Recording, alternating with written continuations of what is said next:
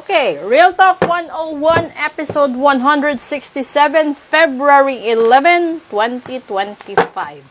Papalapit ng papalapit yung Valentine's Day, pakaba ng pakaba ang puso't isipan ng lahat, 'di ba? Okay.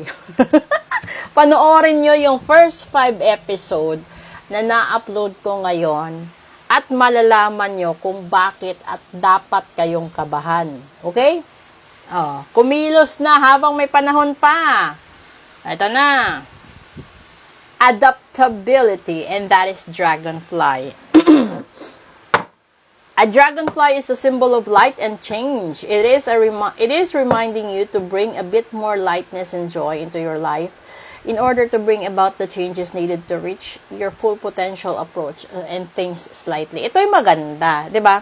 Kailangan mong mag-adjust, kailangan mong ma-adapt kung ano man yung mga sitwasyon at problema na meron ka ngayon.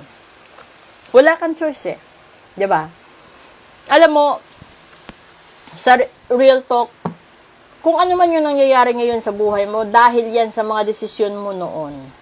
Kung dati hindi ka nakinig sa sinabi ng magulang mo at nagkanda loko-loko ang buhay mo, nagkanda hirap-hirap ka ngayon, nagkanda letse-letse, dahil ang bawat tao, bawat anak ay may katigasan ng ulo. May mga tao na ang akala nila noon, matama sila. Tapos, nung nandun na sila sa problema, bumabalik sila doon sa mga tao na dati pinapangaralan sila at ayaw nila makinig dito. Okay? So, kung magkakaroon man ng pagbabago ang buhay mo right after Valentine's Day, ihanda mo na. This is the things, di ba? Na magkakaroon, kasi kapag ikaw yung karelasyon, ikaw yung asawa, ikaw yung ka-live-in, kapag nagkahiwalay kayo, hindi naman agad-agad yan makaka-adjust eh. May mga tao na may kanya-kanyang pa-process ng healing.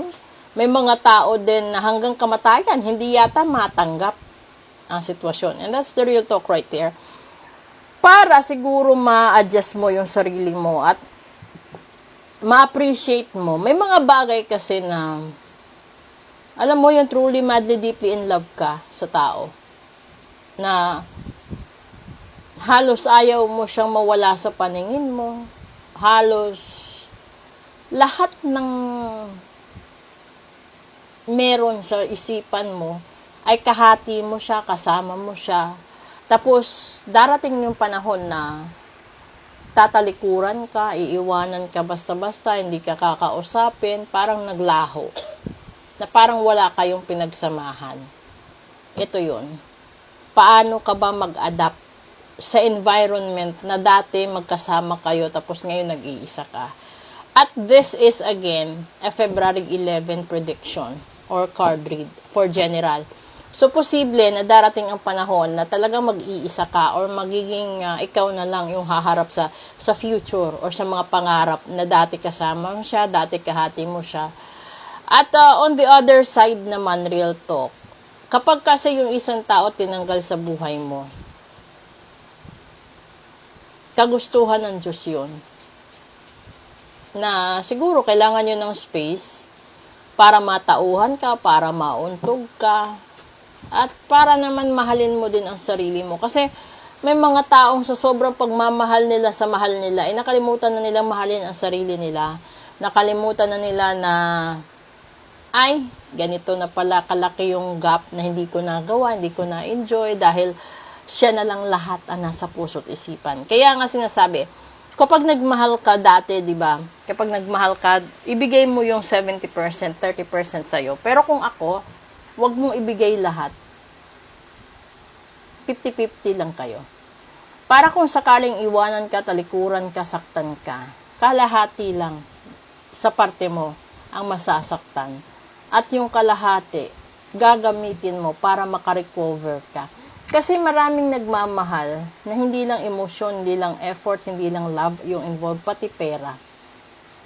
Tapos hindi lang siya. Minsan, napunta ka na doon sa extended family, kakatulong mo dahil mahal mo siya. Diba? May mga ganong bagay. At saka, ito yung pinakamasaklap.